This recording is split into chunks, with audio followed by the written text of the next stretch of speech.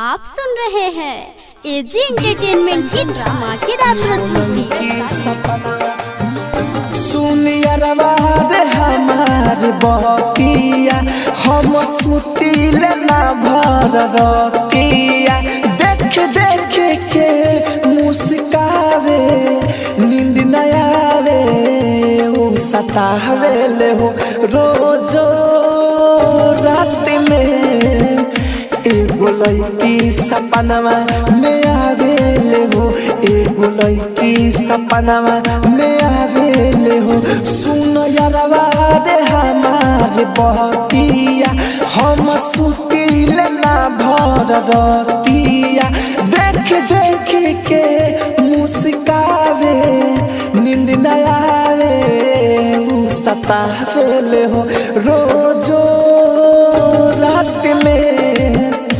एगो लड़की सपनवा में आवेले हो एगो लड़की सपनवा में आवेले हो। DJ Kanchan Raj AG recording studio. जाने कबले हमसे मिली हो दिल के बगिया में फुलवा खिली हो फुलवा खिली हो जाने कबले हमसे मिली हो दिल के बगिया में फुलवा खिली हो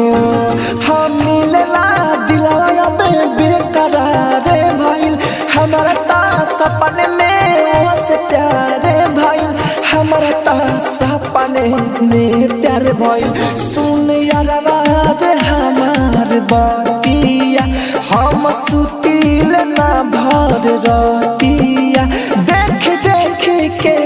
मुस्कावे नींद न आवे उ सतावेले हो रोजो रात में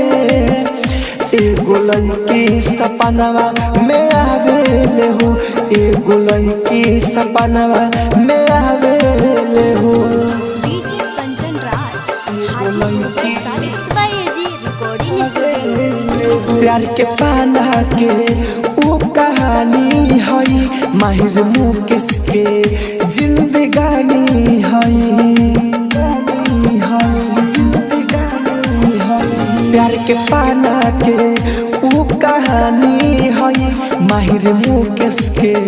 जिंदगानी हई हाँ हमारा ताला गल बारो गौरान के मानना दिलवा में राहुल राजधान के मानना दिलवा राहुल राजधान के सुन यारवा रे हमार बतिया हम सुतिल ना भर रहतिया देख देख के मुस्कावे